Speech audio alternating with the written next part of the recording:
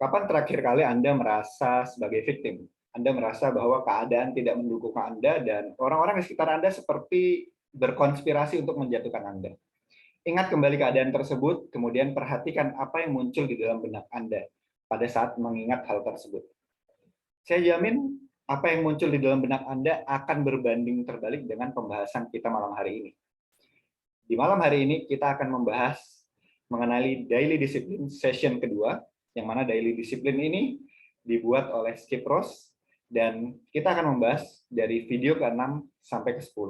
Saya sarankan bagi teman-teman yang belum nonton agar menonton setelah Kulwa kali ini.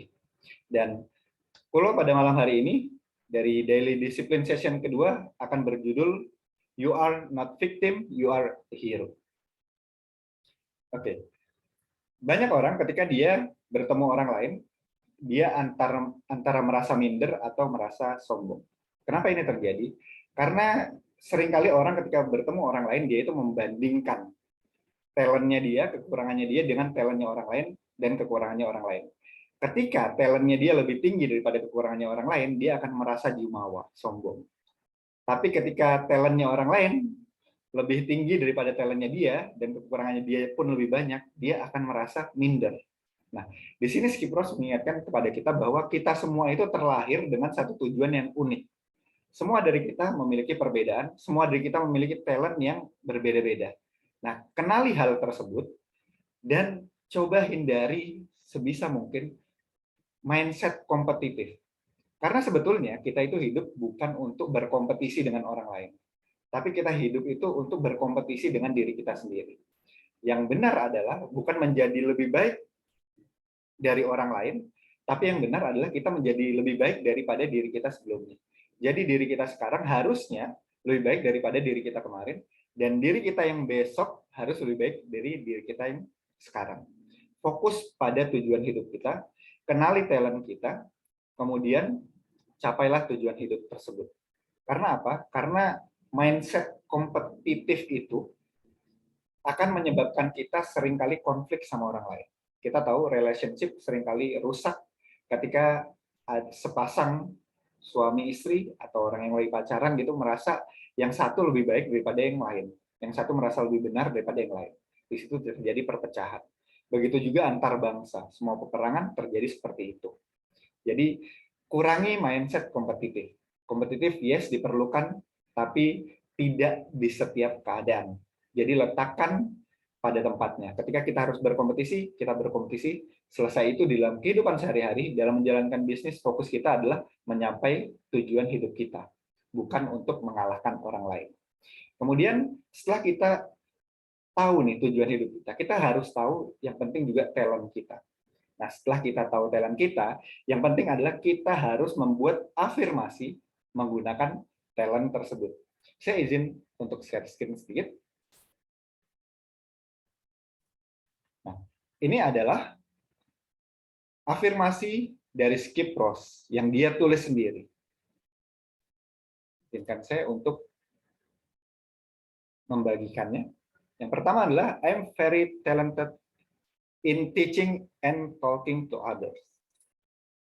In teaching and talking to others. Now, I invest a huge amount of my time talking and teaching others. And the affirmation that I'm very effective has been verified by people all over the world.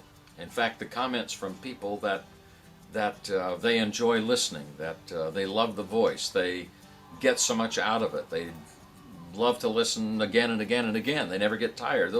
Yang berikutnya, I have a quiet and emotional magnetic strength when I speak. Well, there's another one. Same thing I'm affirming because I really want to. But one more, I am a happy person. Well, that's an affirmation. Jadi kita afirmasikan talent kita, ability kita. Agar apa? Agar itu menancap.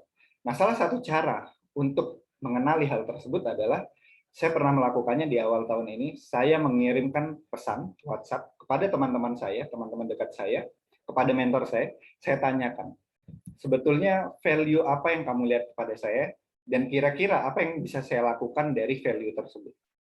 Dan ternyata dari sekian WhatsApp yang saya sebar, ada satu kesamaan yang dijawab oleh teman-teman saya dan mentor saya. Mereka mengatakan bahwa, oh, Mas Abdillah bisa berpikir kreatif, bisa menemukan konsep-konsep baru. Dan itu saya jadikan satu afirmasi. Saya adalah orang yang kreatif, saya bisa menemukan solusi-solusi yang unik dari setiap masalah. Nah, itu saya ulang-ulang juga. Dan secara tidak sadar setelah Beli Chandra mengasih video ini untuk dibahas di Kulwa, saya sangat terkejut karena wah ternyata memang kita harus mengafirmasikan talent kita agar apa? Agar itu menancap kepada diri kita. Kemudian Skip Ross juga mengatakan bahwa pengalaman hidup kita itu bebas kita terjemahkan sebagai apapun.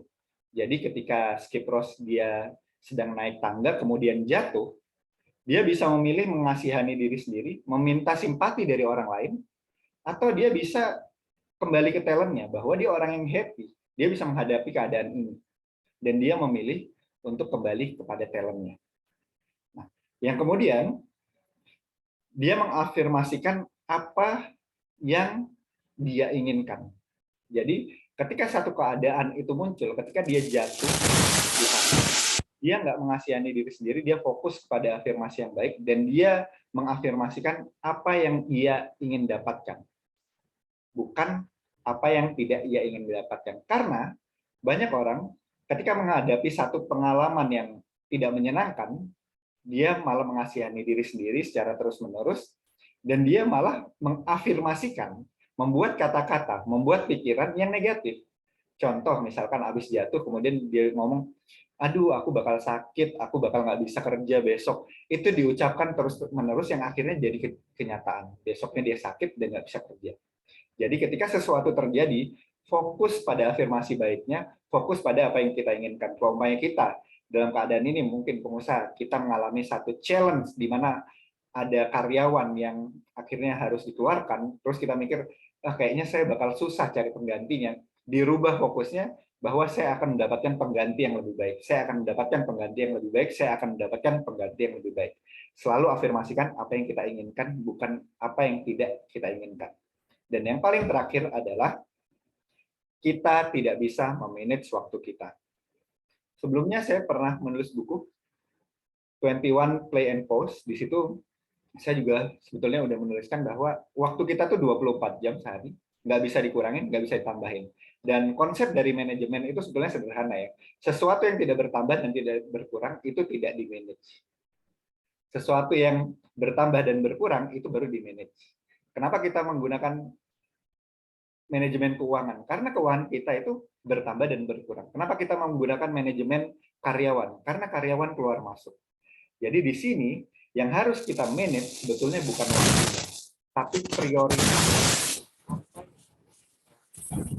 untuk mencapai apa yang kita inginkan.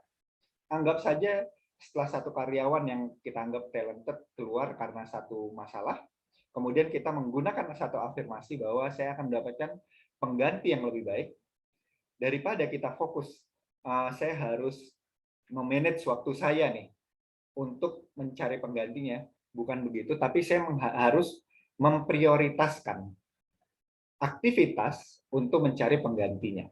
Jadi di sini karena waktu sifatnya tetap 24 jam sehari, kita yang nggak pakai waktunya, tapi kita pakai prioritasnya. Karena apa? Karena prioritas menentukan energi kita. Kemana energi kita itu paling banyak mengalir, disitulah hasil kita dapatkan.